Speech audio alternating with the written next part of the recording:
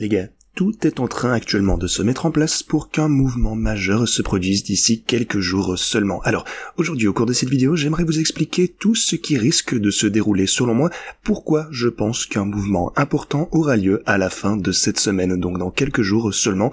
Et je vais vous expliquer précisément pourquoi je pense que tout ceci risque d'arriver, je vais vous montrer des preuves, et aussi, je vais vous montrer la plus grosse whale du Bitcoin qui est en train d'agir actuellement, cette whale Insider, je vais passer en revue ces transactions, et je vous dirai également eh bien, si je pense qu'un pullback est à prévoir pour vendredi ou ce week-end, ou si je pense plutôt qu'on risque de repartir à la hausse. Alors, encore une fois, ça va être très important, restez par ici du début jusqu'à la fin de cette vidéo pour avoir toutes ces infos. Bienvenue à tous, je m'appelle Maxime et je vous apporte chaque jour des nouvelles vidéos en français sur la crypto. Si vous êtes nouveau sur cette chaîne, alors soyez sûr de vous abonner et d'activer la cloche dès maintenant. Alors, comme toujours, allons droit au but. Ce que vous pouvez constater, c'est que depuis qu'on a formé un support ici au 106 375 $, ma ligne orange ici, le Bitcoin a affiché 3 chandelles vertes. En fait, aujourd'hui, on a observé une belle poussée à la hausse. On est en train d'approcher des 112 000 $, finalement un petit peu de récupération. La question est donc bien sûr de savoir si on a réussi à toucher le bottom. Est-ce qu'on va pouvoir maintenant se propulser à la hausse ou est-ce qu'on va peut-être rechuter après ceci? Eh bien, quelque chose d'important que j'aimerais vous montrer, c'est que si vous regardez cette tendance, pour le coup, on n'a pas encore vraiment... Bon, oui, pour le coup, si vous prenez ça sur un intervalle un peu plus court, c'est différent. Mais, eh bien, on a bel et bien atteint un creux ici, et ce qu'on aurait dû faire, c'est dépasser le précédent sommet qui se situe donc aux 115 000 $ pour briser cette tendance. Et ça, pour le coup, c'est assez similaire à la situation que vous avez pu voir de ce côté. Souvenez-vous de cette situation où je vous ai dit exactement la même chose. On est dans une tendance baissière et il faut atteindre un sommet ainsi qu'un creux plus élevé pour sortir de ceci, en fait. Et c'est là qu'on a finalement brisé cette tendance. Tout d'abord, on est monté jusqu'aux 117 000 $. Les bears nous ont repoussé à la baisse. On a rechuté un petit peu après ça, mais eh bien, la tendance était toujours haussière. Et puis, boum, on a grimpé jusqu'aux 125 000 $. Donc, ça, pour le coup, c'est un trade, c'est du trading en fait assez classique, avec une analyse technique assez classique.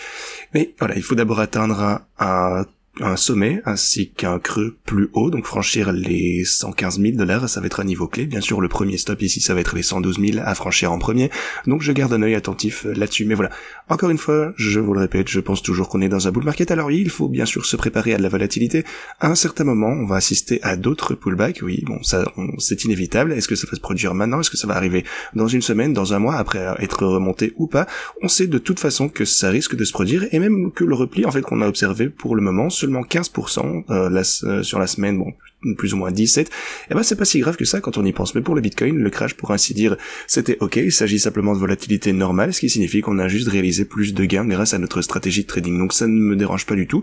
Donc je ne clôture aucune transaction, bien entendu, même si on continue à chuter. Imaginons qu'on soit rejeté au 112 et que la tendance baissière se poursuive, eh bien je ne m'inquiète pas, parce que je pense toujours que à un moment donné, sûrement à la fin de 2025 ou le début de 2026, on atteindra finalement le pic de ce marché haussier, et je pense que les gains ne sont pas finis. Donc, toute période intermédiaire constitue simplement pour moi une bonne opportunité d'achat et une opportunité pour mes stratégies de réaliser des gains supplémentaires. Alors, si vous regardez également l'Ethereum, on a une belle poussée du côté de l'Ethereum aussi. Vous pouvez voir que on a atteint un creux plus élevé ici, ce qui est incroyable également. Même chose, il va falloir dépasser les 4250 pour sortir de cette tendance. Si vous prenez Solana, on a aussi, eh bien, des sommets plus élevés. Il faudra franchir les 210. Doge, ici, vous pouvez voir qu'on est en train de se consolider. La résistance se situe au 21,7 cents, ça va être un niveau clé. Et eh bien, si on franchit également ceci, bon, bien entendu, Doge, ça risque d'entraîner probablement le reste du marché des meme coins. Les mêmes les plus connus sur les plateformes d'échange ont eu des performances absolument épouvantables ces derniers mois. Donc voilà, on surveille ceci de très près. Sinon, les marchés traditionnels connaissent une belle reprise après avoir eu un repli au cours des quelques derniers jours, donc ça c'est cool.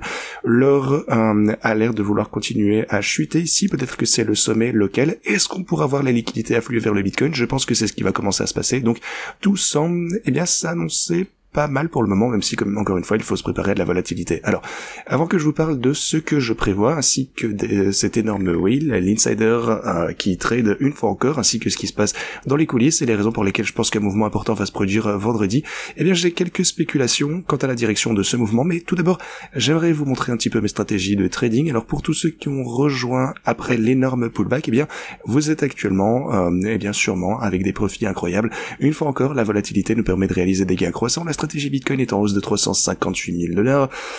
Vous avez l'Ethereum 367, donc tout va bien de ce côté. Vous avez Solana environ 322. Donc, toutes mes stratégies, en fait, sont en train de générer d'importants profits pour le moment, donc ça c'est vraiment incroyable, 1,4 million au total. Donc, je garde un œil attentif sur tout ceci. Bien entendu, on a le prix de liquidation qui est, eh bien, toujours à vérifier pour vous assurer de ne jamais vous faire liquider, mais pour le moment, tout semble aller pour le mieux. Je ne vois pas, enfin, bon, à moins qu'on ne voit une autre absurdité comme un crash éclair comme on a vu la semaine dernière, mais quoi qu'il en soit, tout va bien ici, donc on réalise des gains de jour en jour grâce à ces stratégies de trading. Aussi sur Tabit, pour ce qui est de ma transaction BNB qui est toujours ouverte, alors je vais commencer à construire une autre position ici sur Tabit pour le Bitcoin cette fois. Je vais placer des ordres aux alentours de ces niveaux plus bas. Le premier ce sera aux 106 400 et puis 99,8. Alors je dis pas qu'on risque de descendre jusque là, mais si jamais c'est le cas, eh bien j'aimerais me lancer dans ces transactions. Donc c'est ce que je vais faire ici du côté de Tabit. Encore une fois, c'est une de mes plateformes d'échange préférées pour trader manuellement. Comme vous le savez, ils sont un peu moins stricts sur le KYC, et voilà, ils ont des bonus incroyables, également les meilleurs bonus, je pense. Rien de tout ça, comme vous le savez, n'est un conseil financier, mais vous avez mes exchanges préférés. Si vous souhaitez commencer à trader en utilisant mes stratégies dès maintenant, eh bien vous pouvez investir à des niveaux bien plus bas par rapport au pic du marché. Donc inscrivez-vous sur Pionex via ce lien. Vous trouverez ensuite ma feuille de trading de ce côté. Vous avez mes cryptos principales, donc Bitcoin, Ethereum, Solana. J'ai ajouté Cardano, XRP ainsi que le Doge à mon portfolio de bull market plus classique. Donc vous les trouverez ici, mais encore une fois, voilà, mes cryptos principales, Bitcoin, Ethereum, Solana, vous avez les liens juste ici. Voici les cryptos que je considère comme les plus sûrs. Encore une fois, rien de tout ça n'est un conseil financier, mais voilà. En tout cas, je pense que c'est celle qu'on utilise le mieux au fil du temps, celle qui comporte le moins de risques. Vous pouvez le constater avec toutes ces infos. Bien entendu, elles sont également disponibles sur Tabit. On a les meilleurs bonus de dépôt qui sont disponibles ici, donc vous pouvez cliquer de ce côté. Si vous souhaitez un exchange qui est réglementé en Union Européenne également, vous avez Bitpanda, qui est ma plateforme d'échange européenne préférée également.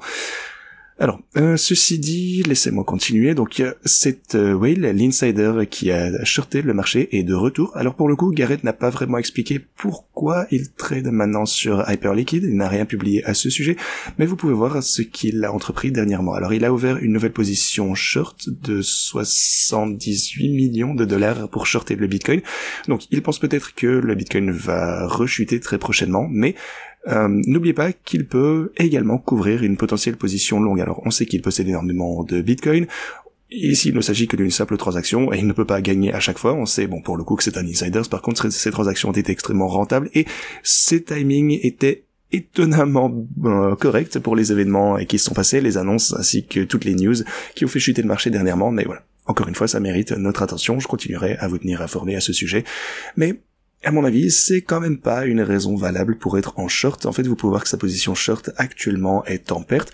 Donc, je vous tiendrai informé à ce sujet. S'il ouvre d'autres positions ou s'il modifie quoi que ce soit, eh bien, je vous le ferai savoir. Mais voilà. Pour le moment, on verra bien. Alors, laissez-moi vous expliquer pourquoi je pense qu'on va assister à une forte volatilité au sein de cette semaine et surtout vendredi. Parce que ce vendredi, on a les données sur l'inflation de l'IPC qui vont être publiées. Alors, pourquoi est-ce si important ? Eh bien, parce que ça se produit, en fait, pendant la fermeture des administrations publiques américaines, et non seulement, eh bien, c'est 5 jours avant la réunion d'octobre, mais aussi la première fois depuis janvier 2018 que les données de l'IPC vont être publiées un vendredi, donc juste avant la clôture du marché.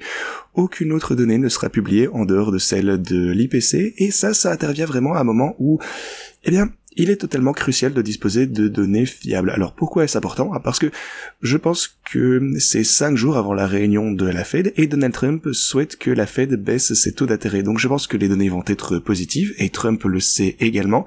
Et c'est pour ça en fait qu'il insiste pour que ces informations soient finalement publiées, même si le gouvernement a été paralysé parce que la Fed a reçu de nouvelles informations ici, soi-disant bullish, indiquant donc une baisse de l'inflation et il veut le communiquer au marché. Donc je pense que Donald Trump insiste pour que ces informations soient publiées parce que la Fed a alors une excuse pour baisser les taux d'intérêt et ça accentue la pression sur elle pour qu'elle commence finalement à les faire baisser beaucoup plus vite. Donc je pense que tout ça c'est ce qui est en train de se produire et la réunion de la Fed aura lieu donc comme je vous le disais dans 5 jours. Alors est-ce que vous pensez que c'est quelque chose d'assez logique ? Est-ce que vous êtes d'accord ? En tout cas je pense que tout est en train de s'aligner vers cette théorie et ça signifie probablement aussi que de plus en plus de personnes vont commencer à s'en rendre compte et qu'ils vont commencer à investir massivement dans le Bitcoin et les cryptos. Lentement mais sûrement je pense qu'on va se redresser, et c'est d'ailleurs ce qu'on commence à voir ici. À mon avis, on risque de pumper jusqu'à vendredi, et vendredi on verra bien ce qui va se passer, on sait qu'on aura de la volatilité, ça c'est certain, mais je pense quoi qu'il en soit que la situation s'annonce pas mal pour le moment. De plus, un point important, c'est que si on parvient à dépasser la résistance des 110 000 $, eh bien on a une quantité considérable de positions short qui risquent de se faire liquider. Donc à partir de 109 500 $ jusqu'aux 110 000, vous pouvez voir qu'on a... Ouais, en fait pour le coup on a...